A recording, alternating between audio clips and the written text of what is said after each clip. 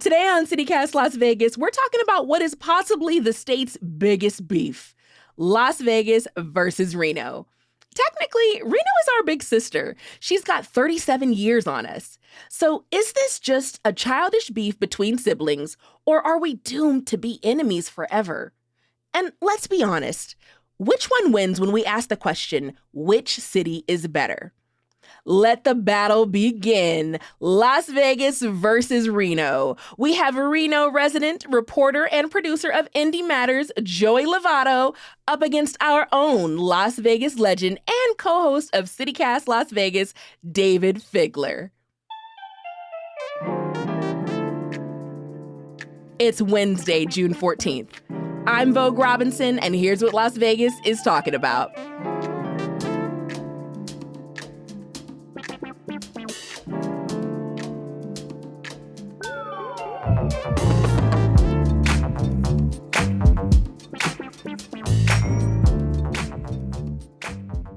Dayvid and Joey, welcome back to CityCast Las Vegas. How are y'all doing? Hey there, Vogue. Hey, Joey. Hello, I'm doing well up here in lovely Reno. Lovely is in quotation marks. Is it lovely? I don't know. I feel like we're going to have some nice discussions around what's lovely in Reno and what's lovelier in Vegas. Dayvid, you've been in Vegas since the dawn of time. So thank you. Yes, you're welcome. It's true. Yes. What's the history of the Vegas versus Reno beef?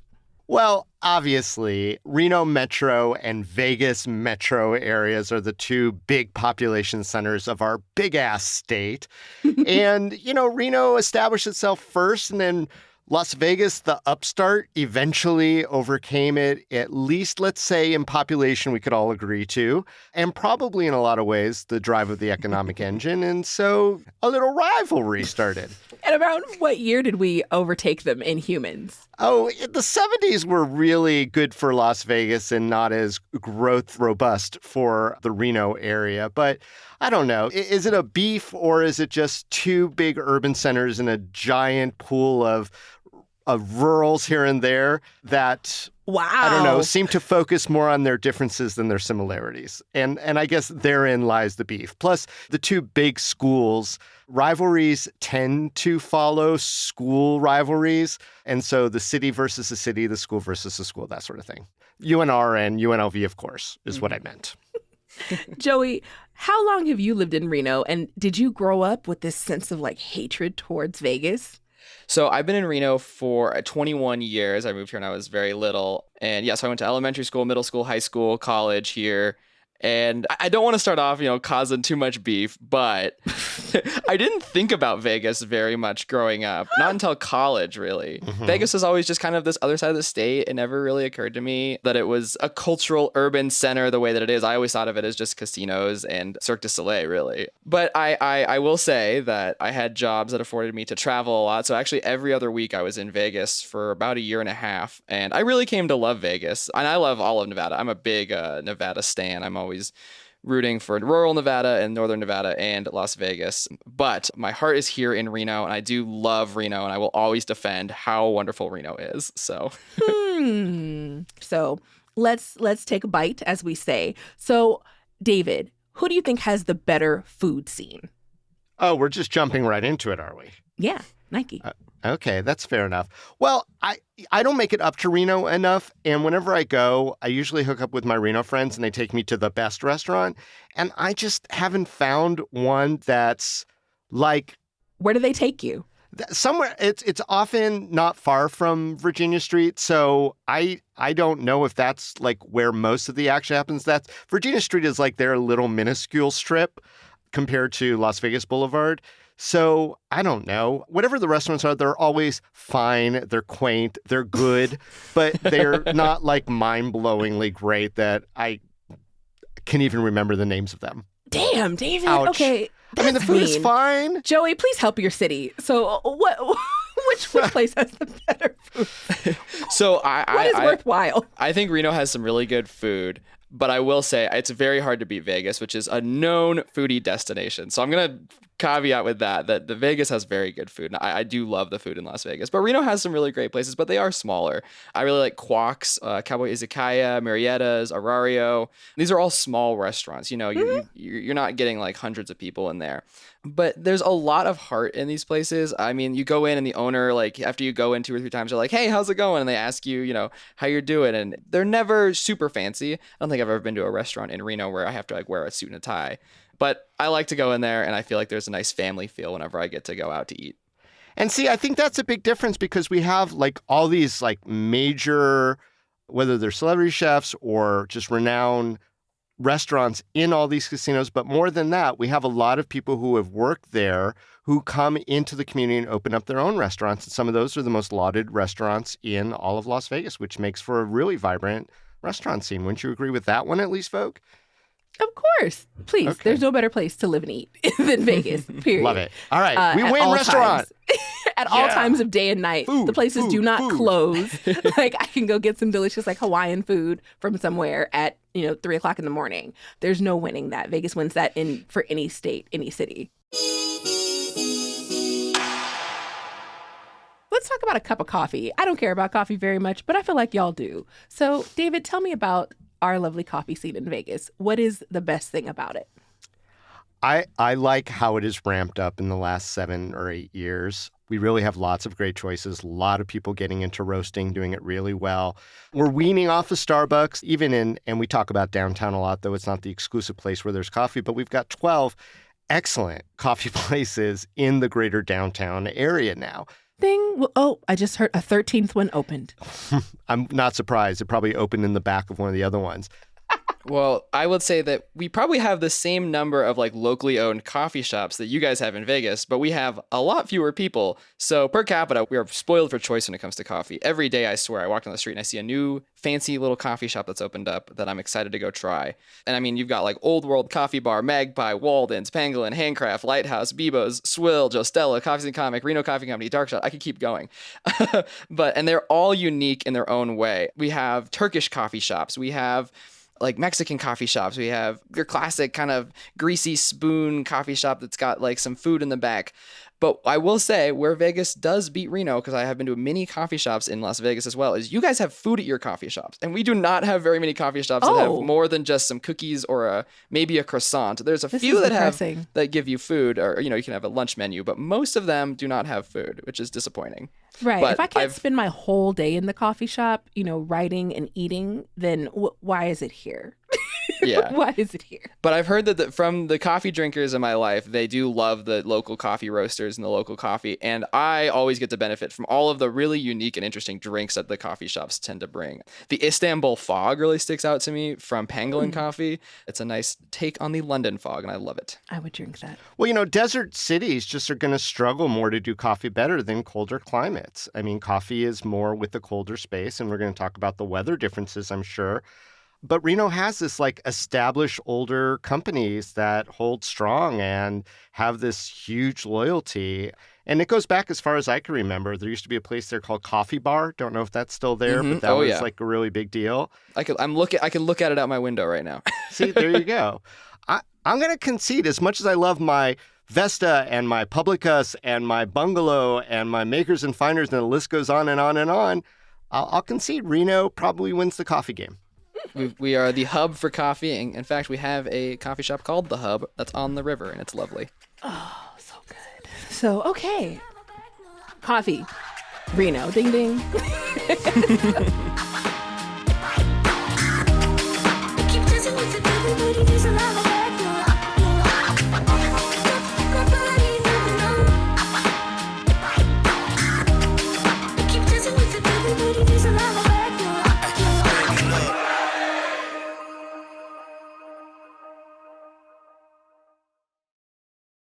So let's talk about these schools, because these universities, I feel like that's my favorite part of the beef. It reminds me of me and myself and my sister when I couldn't stay in her room anymore. She was like, this is my bedroom and you don't get to share it with me anymore. Get out.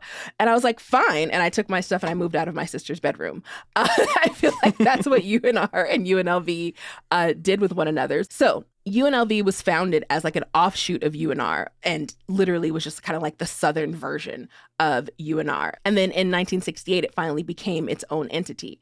And then, of course, in 1977, in that academic year, UNLV actually surpassed UNR in total enrollment. So it feels like Las Vegas kept growing as a city and felt like they should have their own space. And that's a little bit of how the students adopted the Rebel name for their mascot. So that's part of the beef. I feel like, if anything, the rivalry is really a sisterhood, y'all. I feel like it's just big sister, little sister energy. But I don't know, Dayvid, what do you think? Well, every school's got to have a rival. Every school has to have an enemy that you hate, a chant that you do at the games where you are F the other team or whatever. And that's pretty notorious in the Nevada rivalry with the FUNLV and the FUNR shirts.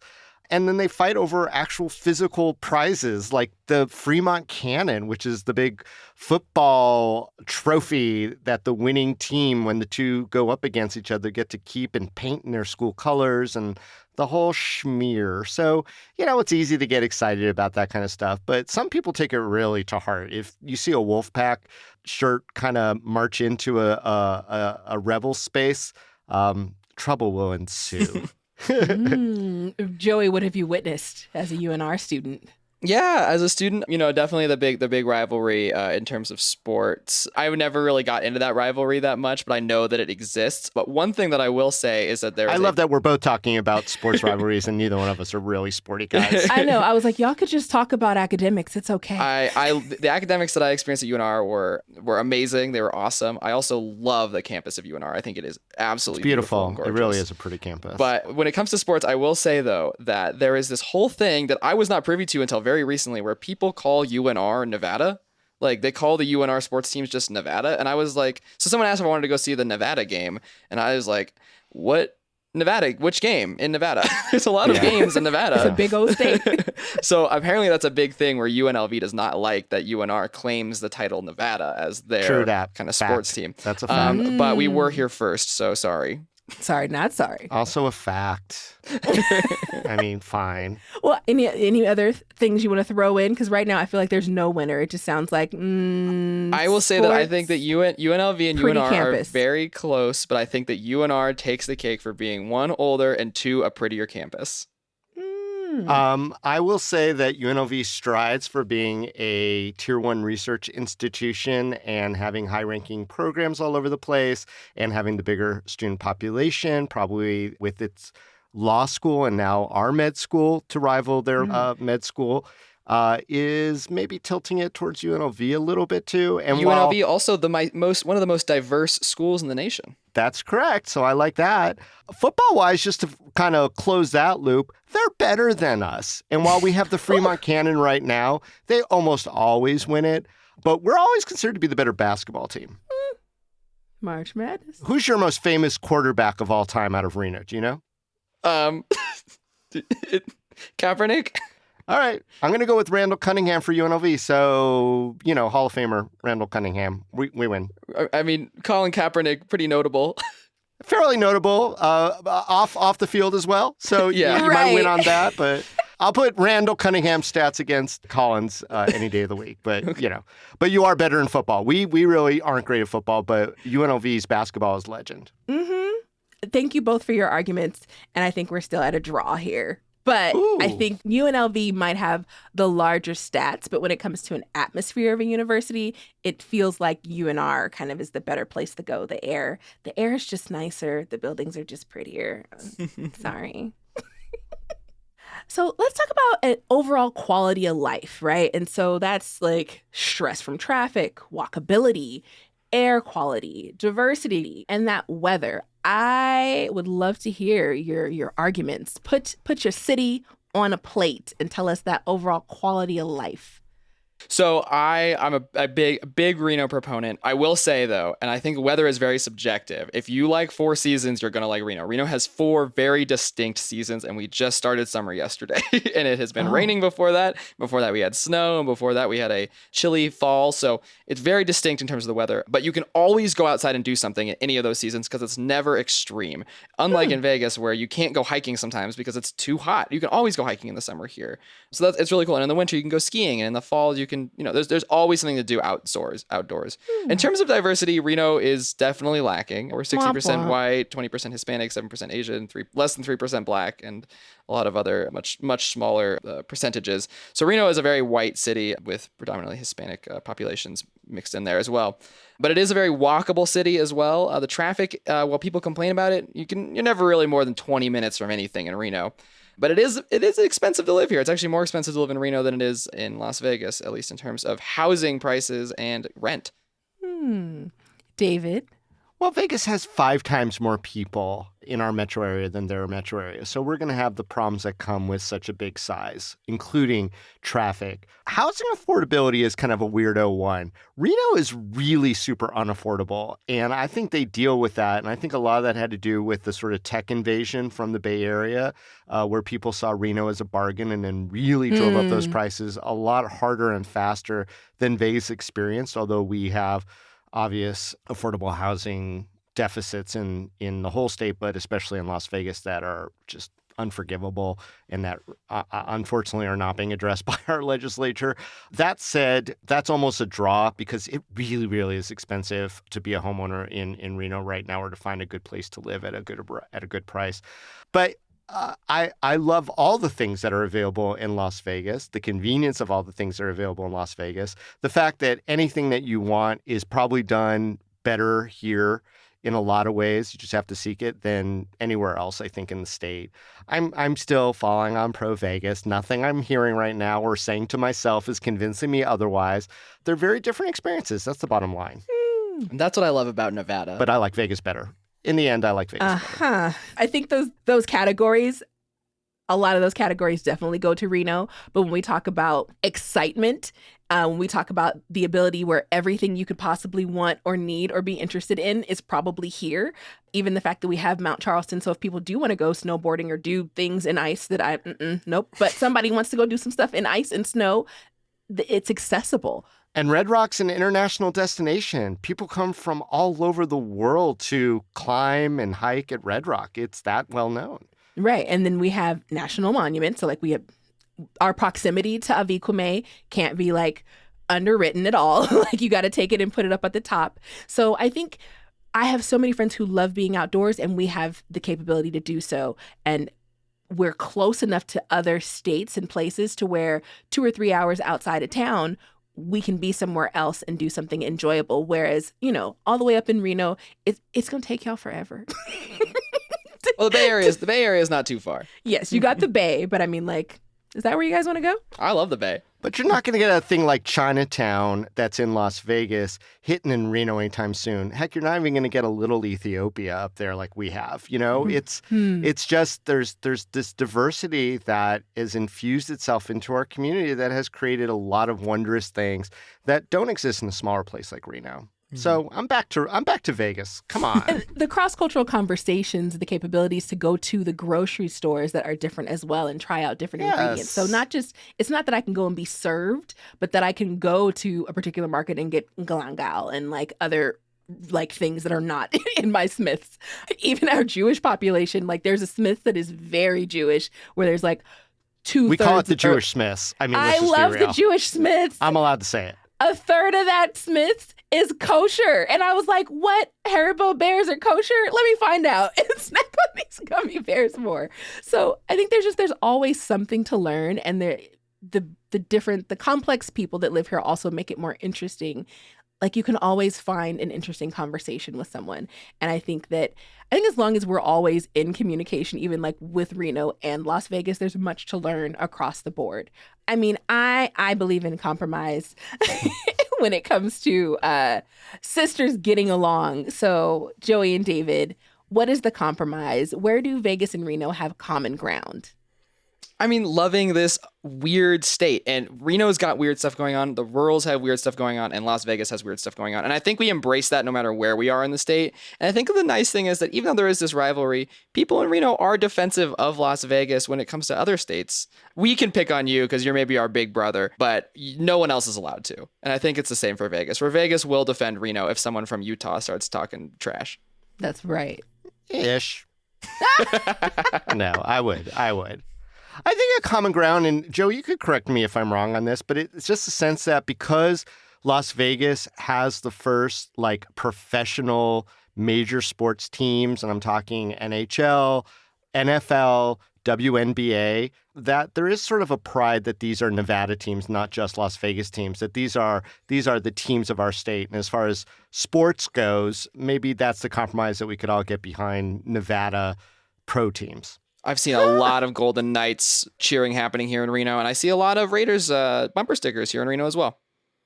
All right, so sports, living in the desert, high or hot, high or low, this Nevada love of defending one another, and then the weirdness, embracing the weirdness of our beloved state. So yes, I think at the end of the day, home means Nevada, y'all. And so I'm down to be northern or southern when the time is right, when the seasons are right. I think it's worthwhile to make those trips. So Joey and Dayvid, thanks so much for weighing in and giving me some more things to think about. And I will talk to y'all again soon. Thanks so much, Vogue. Appreciate it. Go Knights, go. Go Knights. Oh, sorry. I appreciate it too. Thank you, guys.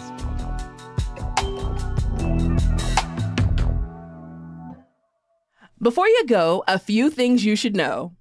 What's going on, Dayvid? Well, Vogue, the Clark County School District has finally responded to the ACLU's records request related to a school police officer accused of slamming a black student to the ground.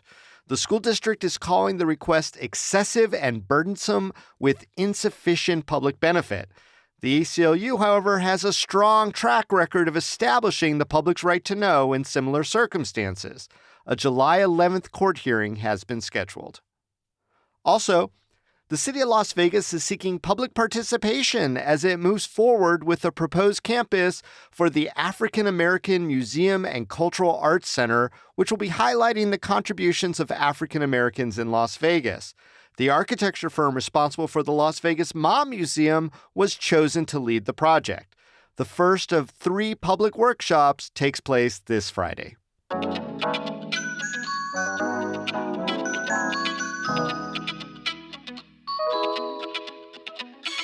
That's all for today here on CityCast Las Vegas. If you enjoyed the show, do us a favor and tell us. Head over to Apple Podcasts, Spotify, Stitcher, wherever you listen to podcasts. Give us some stars and then write a review. We'll read it, and it'll help other good folks find the show. We'll be back tomorrow morning with more news from around the city. Take care.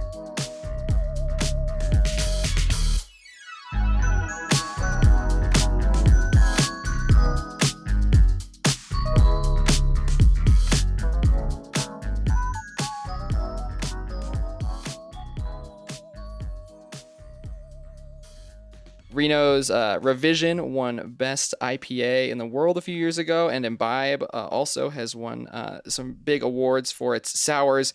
So we have tons of breweries, and they're all amazing. Nice. I think whenever people from Reno come down, we've got enough to kind of show them around, whether we're going to Able Baker or a Love Lady or any of the other really big hop nuts. There's a lot of fun places to take them down here for good beers.